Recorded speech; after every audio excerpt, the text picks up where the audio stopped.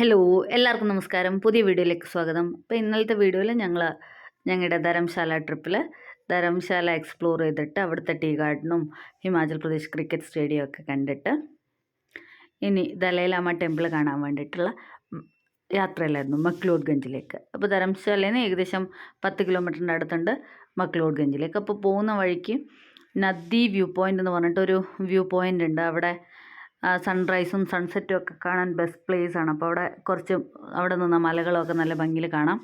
അവിടെയും കൂടി പോകാമെന്ന് ഞങ്ങളുടെ ടാക്സി ഡ്രൈവർ പറഞ്ഞാണ്. ഞങ്ങൾ ആദ്യം നദി വ്യൂ പോയിൻറ്റിൽ പോകാമെന്ന് വിചാരിച്ചു. അങ്ങനെ പോയി പകുതി വഴിയിലെത്തിയപ്പോഴാണ് വലിയ ബ്ലോക്കായിരുന്നു. ഞാൻ പറഞ്ഞല്ലോ, സിംഗിൾ റോഡാണ്, ആക്ച്വലി വൺ വേ റോഡല്ല, സിംഗിൾ റോഡാണ്. അപ്പോൾ അതിൽ തന്നെയാണ് 2 വേ ട്രാഫിക് നടക്കുന്നത്. അപ്പോൾ അവിടെ വലിയ ട്രാഫിക്കാണ്. ഒരു 2-3 മണിക്കൂറൊക്കെ എടുക്കും ട്രാഫിക്ക് ക്ലിയർ ആവാമെന്ന് പറഞ്ഞു. അത് കാരണം ഞങ്ങൾ നദി വ്യൂ പോയിൻറ്റിൽ പോവാണ്ട് നേരെ മക്ലോഡ്ഗഞ്ചിലേക്ക് പോവാണ്. അപ്പോൾ മക്ലോഡ്ഗഞ്ചിൽ പോകുന്ന വഴിക്ക് ഒരു ദേവദാരു മരങ്ങളുടെയൊക്കെ നടുവിൽ ഒരു പ്രശസ്തമായ ചേർച്ച് ഉണ്ട്. ചേർച്ച് ഇൻ ദ വൈൽഡർനെസ് എന്നും പറഞ്ഞിട്ട്. അപ്പോൾ അതിന് ഓപ്പോസിറ്റായിട്ട് ഒരു എക്കോ പാർക്കും ഉണ്ട്. അപ്പോൾ അത് രണ്ടും കണ്ടിട്ട് അത് കഴിഞ്ഞ് നേരെ മക്ലോഡ്ഗഞ്ചിൽ പോയി ദലൈലാമ ടെമ്പിൾ കാണാമെന്നാണ് ഞങ്ങളുടെ ടാക്സി ഡ്രൈവർ പറഞ്ഞത്. അപ്പോൾ അദ്ദേഹം പറഞ്ഞതനുസരിച്ചിട്ട് ഞങ്ങൾ ആ ചേർച്ച് കാണാൻ വേണ്ടി പോകണം. അപ്പോൾ നമ്മൾ ആക്ച്വലി മക്ലോഡ്ഗഞ്ചിൽ പോകുന്ന വഴി തന്നെയാണ്, വേറെ ഡൈവേഷനൊന്നുമില്ല. അപ്പോൾ അവിടെ സ്റ്റോപ്പ് ചെയ്തിട്ട് പോവാമെന്ന് പറഞ്ഞു. അങ്ങനെ ഞങ്ങളത് ആ ചേർച്ച് നിൽക്കുന്ന സ്ഥലത്തെത്തിയിരിക്കുകയാണ്. ഇപ്പോൾ church of saint John in the wilderness എന്നാണ് ആ ചേർച്ചിൻ്റെ മുഴുവൻ പേര്. ഇപ്പം നമ്മൾ ആ ചേർച്ചിൻ്റെ സൈഡിലെത്തിയിരിക്കുകയാണ്. അപ്പോൾ ആ റോട്ടിൽ തന്നെയാണ് പാർക്കിംഗ് ഒക്കെ, സ്പെഷ്യൽ പാർക്കിംഗ് ഒന്നുമില്ല. അപ്പോൾ അതിന് ഓപ്പോസിറ്റായിട്ട് ഒരു എക്കോ പാർക്ക് എന്ന് പറഞ്ഞിട്ട് ഒരു ചെറിയ പാർക്കുണ്ട്. കുറച്ച് കുഞ്ഞു അഡ്വഞ്ചറസ് ആക്ടിവിറ്റീസൊക്കെ ആയിട്ട് ഒരു പാർക്ക്. അങ്ങനെ ഞങ്ങളുടെ ഡ്രൈവർ അദ്ദേഹം വണ്ടി മുമ്പിൽ കൊണ്ടുപോയി പാർക്ക് ചെയ്തപ്പോൾ ഞങ്ങൾ വണ്ടിയിൽ നിന്ന് ഇറങ്ങിയിട്ട് നടക്കുകയാണ്. കുറച്ച് മുമ്പോട്ടാണ് വണ്ടി പാർക്ക് ചെയ്തത്. അതാണ് കുറച്ച് നടക്കാനുണ്ട്. ഹനി ഉറക്കമായിരുന്നു. ഉറക്കം എഴുന്നേറ്റ് വന്നപ്പോഴത്തേക്കും നല്ലോണം തണുക്കുന്നുണ്ടായിരുന്നു. അപ്പോൾ ഇവിടെ മക്ലോഡ്ഗഞ്ച് അടുക്കാറായി. ആക്ച്വലി ഫോർസീത്ത് ഗഞ്ച് എന്നാണ് ഈ സ്ഥലം എക്സാക്റ്റ് അറിയപ്പെടുന്നത്. ഇവിടെ 2 സൈഡിലും നിറയെ കടകളും പിന്നെ കുഞ്ഞു ഫ്രൂട്ട് ഷോപ്പ്, ചാട്സ് വിൽക്കുന്ന കട, അങ്ങനെ കുറേ കടകളൊക്കെ ഉണ്ട്. ഇപ്പോൾ നമ്മൾ മെയിൻ റോഡിൽ നിന്ന് കുറച്ച് താഴോട്ട് ഇറങ്ങി കഴിയുമ്പോഴാണ് നമ്മൾ ചേർച്ചിലെത്തുക. അപ്പോൾ ഞാൻ പറഞ്ഞ പോലെ തന്നെ ദേവദാരു മരങ്ങളുടെ കൂട്ടത്തിൻ്റെ നടുവിലാണ് ഈ ചേർച്ച് സ്ഥിതി ചെയ്യുന്നത്. അത് തന്നെയാണ് ഇതിൻ്റെ ഏറ്റവും വലിയ അട്രാക്ഷനും. അപ്പോൾ ഇതൊരു പ്രൊട്ടസ്റ്റൻ്റ് ചേർച്ചാണ്. ജോൺ ദ ബാപ്റ്റിസ്റ്റിന് വേണ്ടി ഡെഡിക്കേറ്റ് ചെയ്ത ഒരു പ്രൊട്ടസ്റ്റൻ്റ് ചേർച്ചാണ് ഈ saint John in the wilderness എന്ന് പറയുന്നത്. 1852 നിയോ ഗോതിക് ശൈലിയിൽ ഉണ്ടാക്കിയ ഒരു ചേർച്ചാണ് ഈ ചേർച്ച്. ഈ പള്ളിയുടെ ഏറ്റവും വലിയ പ്രത്യേകത എന്ന് പറയുന്നത് അതിലുള്ള ബെൽജിയൻ സ്റ്റെയിൻഡ് ഗ്ലാസ് ഉള്ള വിൻഡോസാണ്. ആ വിൻഡോസ് പള്ളിക്ക് വേണ്ടി ഡൊണേറ്റ് ചെയ്തത് ഇന്ത്യയുടെ ആ സമയത്തെ വൈസ്രോയി ആയിരുന്ന ലോർഡ് എൽഗിൻ്റെ ഭാര്യയായ ലേഡി എൽഗിനാണ്. ലോർഡ് എൽഗിൻ്റെ ഒരു മെമ്മോറിയലും ഈ പള്ളിയുടെ പുറകിലായിട്ട് നമുക്ക് കാണാൻ സാധിക്കും.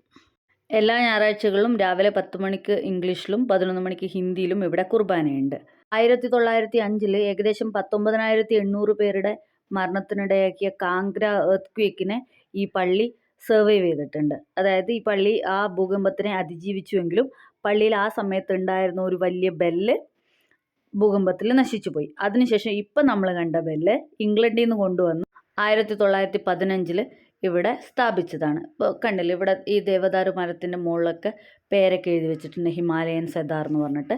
അപ്പോൾ ഈ പള്ളിക്ക് ചുറ്റും ഇങ്ങനെ ദേവദാരു വൃക്ഷങ്ങളാണ്. അപ്പോൾ നമുക്ക് ഇവിടുന്ന് നോക്കുമ്പോൾ നല്ല കാഴ്ചയാണ് കിട്ടുന്നത്, നല്ല വ്യൂ ആണ്. അപ്പോൾ ഇത് കണ്ടോ, ഇപ്പോൾ ഞാൻ നേരത്തെ പറഞ്ഞ ബെൽജിയം സ്റ്റെയിൻഡ് ഗ്ലാസ് ഉള്ള വിൻഡോസാണ് ഈ പള്ളിയിലത്തെ എല്ലാ വിൻഡോസും ലേഡി എൽഗിൻ സംഭാവന ചെയ്തത്. അപ്പോൾ നമ്മൾ പള്ളിയുടെ വലത് സൈഡിൽ കൂടെ നടന്നു വരുമ്പോൾ നമുക്ക് ഇവിടുന്ന് താഴത്തേക്കുള്ള വ്യൂ ഒക്കെ നല്ല ഭംഗിയാണ്. പിന്നെ ഈ ദേവദാരു വൃക്ഷങ്ങളുടെ ഭംഗിയൊക്കെ നമുക്ക് നല്ലോണം ആസ്വദിക്കാൻ പറ്റും. അപ്പം ഞാൻ പറഞ്ഞല്ലോ, വൈസ്രോയി ആയിരുന്ന ലോർഡ് എൽഗിൻ്റെ മെമ്മോറിയൽ ഇവിടെ ഉണ്ടെന്ന്. അപ്പോൾ ഇതാണത്, അദ്ദേഹത്തിൻ്റെ ശവകുടീരവും മെമ്മോറിയലുമാണ് ഇത്. അദ്ദേഹം 1861 ബ്രിട്ടീഷ് രാജിൻ്റെ സമയത്ത് ഇന്ത്യയിലെ വൈസ്രോയി ആയിരുന്നത്. പക്ഷേ അധികം താമസിയാതെ തന്നെ 1863 നവംബർ 20 അദ്ദേഹം അന്തരിക്കുകയും ഇവിടെ ധരംശാലയിൽ വെച്ചിട്ടാണ് അന്തരിച്ചത്. അതുകൊണ്ട് തന്നെ ഇവിടുത്തെ പള്ളിയിൽ തന്നെ മൃതദേഹം അടക്കം ചെയ്യുകയും ചെയ്തു. അപ്പോൾ ആ മെമ്മോറിയലും ടോംബുമാണ് ഇപ്പോൾ നമ്മൾ കണ്ടത്. ഇത് കൂടാണ്ട് തന്നെ ഇതിൻ്റെ അടുത്ത് പള്ളിയുടെ പുറകുവശത്തായിട്ട് ഒരു സെമിട്രി ഉണ്ട്. അപ്പം ഞങ്ങൾ ചെന്ന സമയത്ത് അവിടെ പള്ളിയിൽ പ്രെയർ നടക്കുമായിരുന്നു. ഞങ്ങളൊരു ഞായറാഴ്ചയാണ് അവിടെ പോയത്. അപ്പോൾ അതുകൊണ്ട് തന്നെ അവിടെ കുർബാന നടക്കുമായിരുന്നു. പക്ഷേ പള്ളിയുടെ അകത്ത് നമുക്ക് ഫോട്ടോഗ്രാഫി വീഡിയോഗ്രാഫി ഒന്നും അനുവദനീയമല്ല. അത് കാരണം ഞങ്ങൾ പള്ളിക്ക് അകത്ത് പോയി പ്രാർത്ഥിച്ചിട്ട് തിരിച്ചു വന്നു. അപ്പോൾ ക്രിസ്മസ് കഴിഞ്ഞിട്ട് 28-ാം തീയതിയാണ് ഞങ്ങൾ പള്ളി സന്ദർശിച്ചത്. അതുകൊണ്ട് തന്നെ ക്രിസ്മസിൻ്റെ അലങ്കാരങ്ങളും നല്ല വലിയ ഭംഗിയുള്ളൊരു പുൽക്കൂടും ഒക്കെ പള്ളിക്കകത്തുണ്ടായിരുന്നു. കാണാൻ നല്ല ഭംഗിയുണ്ടായിരുന്നു. പള്ളിയുടെ അകത്ത് ആർക്കിടെക്ചറും ഒക്കെ കാണാൻ നല്ല ഭംഗിയാണ്. അപ്പോൾ നിങ്ങൾക്ക് അവസരം കിട്ടുകയാണെന്നുണ്ടെങ്കിൽ പള്ളി സന്ദർശിക്കുന്നത് എന്തായാലും നല്ലൊരു എക്സ്പീരിയൻസ് ആയിരിക്കും എന്നാണ് എനിക്ക് തോന്നുന്നത്. അപ്പോൾ ഇതാണ് ഞാൻ നേരത്തെ പറഞ്ഞ ബെല്ല്. അപ്പോൾ നേരത്തെ ഒരു ബെൽ ടവറായിരുന്നു. ആ ബെൽ ടവർ ഭൂകമ്പത്തിൽ നശിച്ചു പോയി. അതിനുശേഷം ഇംഗ്ലണ്ടിൽ നിന്ന് കൊണ്ടുവന്ന് ഇൻസ്റ്റാൾ ചെയ്ത് പള്ളിയുടെ പുറത്ത് ഇൻസ്റ്റാൾ ചെയ്തൊരു ബെല്ലാണത്. ഇന്ത്യയിലെ one of the oldest cathedral ചേർച്ചാണ് ഈ നമ്മളിപ്പോൾ കണ്ട saint John church in the wilderness എന്ന് പറഞ്ഞത്. ഇതിപ്പോൾ ഈ പള്ളി സ്ഥിതി ചെയ്യുന്നത് അമൃത്സർ അതിരൂപതയുടെ കീഴിലാണേ. അപ്പോൾ ഞങ്ങൾ പള്ളി ഒക്കെ കണ്ടിട്ട് മുകളിലോട്ട് വന്നു. ഇനി അതിൻ്റെ ഓപ്പോസിറ്റായിട്ട് ഒരു എക്കോ പാർക്ക് ഉണ്ടെന്ന് പറഞ്ഞില്ലേ. അപ്പോൾ എക്കോ പാർക്കിന് മുമ്പിൽ 2 യാക്കിൻ മൂർത്തി ഉണ്ടായിരുന്നു. അപ്പോൾ ഹനിക്ക് യാക്ക് റൈഡ് ചെയ്യണം എന്ന് പറഞ്ഞിട്ട് പോയതാണ്. അപ്പോൾ ഞങ്ങൾ 2024 മണാലി പോയപ്പോൾ അവിടുന്ന് യാക്ക് റൈഡ് ചെയ്തിട്ടുണ്ടായിരുന്നു. ഹനി അതിനു വേണ്ടി പോയതാണ്. പക്ഷേ അൺഫോർച്ചുനേറ്റ്ലി ഞാൻ പറഞ്ഞില്ല, റോഡിൽ നല്ല ട്രാഫിക് ആയ കാരണം അവർ ആക്ച്വലി ഈ റോഡിൽ കൂടെയാണ് യാക്കിനെ നടത്തുകയെന്ന്. അതുകൊണ്ട് യാക്ക് റൈഡ് നടന്നില്ല. അപ്പോൾ നോർമലി 150 രൂപയാണ് യാക്ക് റൈഡിൻ്റെ പൈസ. അപ്പോൾ നിങ്ങൾക്ക് യാക്കിൻ്റെ പുറത്ത് കയറി ഫോട്ടോ മാത്രം എടുക്കണമെങ്കിൽ 75 രൂപ, യാക്കിൻ്റെ സൈഡിൽ നിന്ന് ഫോട്ടോ എടുക്കണമെങ്കിൽ 50 രൂപ, അങ്ങനെയൊക്കെയാണ് ചാർജ് വരുന്നത്. അപ്പോൾ പിന്നെ എനിക്ക് അവിടെ ഹിമാചലി ട്രഡീഷണൽ രീതിയിൽ ഡ്രസ്സ് ചെയ്ത് കൊടുക്കുന്നുണ്ടായിരുന്നു. അപ്പോൾ ഞങ്ങൾ മണാലിയിൽ പോയപ്പോഴും ഇത് ചെയ്തതാണ്.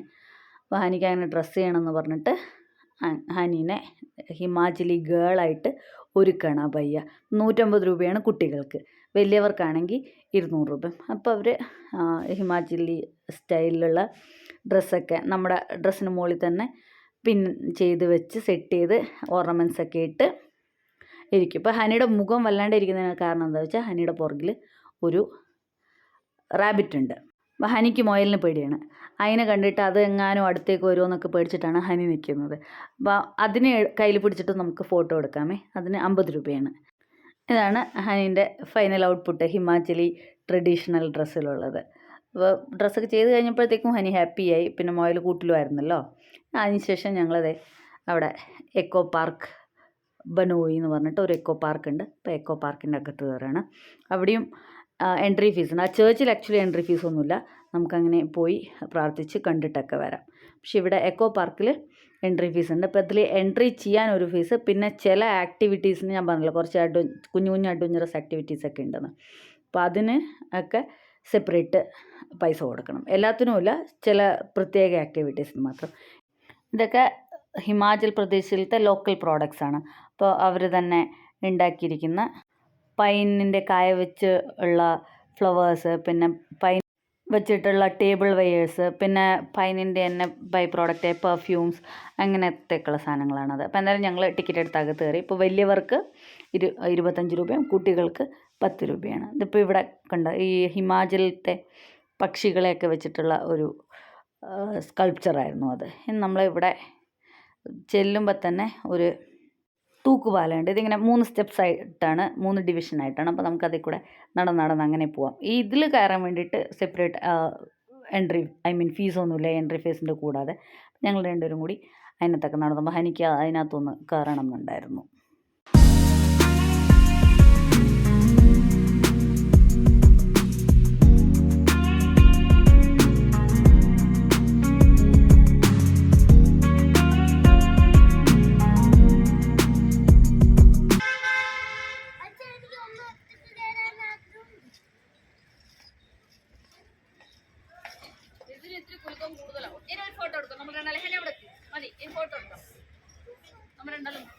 Retreat point left, resting point right. Natural retreat point yoga meditation ഒക്കെയാണ്, അവിടെ വേണ്ട.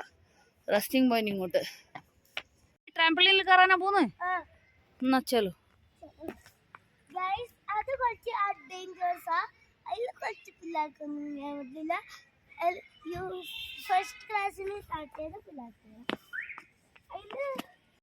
ട്രാംപലിനിൽ കയറണം പറഞ്ഞ ഹനി അങ്ങനെ നടന്ന് മിക്കി മൗസിൻ്റെ അടുത്തെത്തി. ഇപ്പം മിക്കി മൗസ്, ട്രാംപ്ലിൻ, അതേപോലെ മറ്റേ സൈക്ലിംഗ് ഒക്കെ ഉണ്ട് മുകളിൽ. അതിനെന്താ പറയുന്നത് എനിക്കറിയില്ല.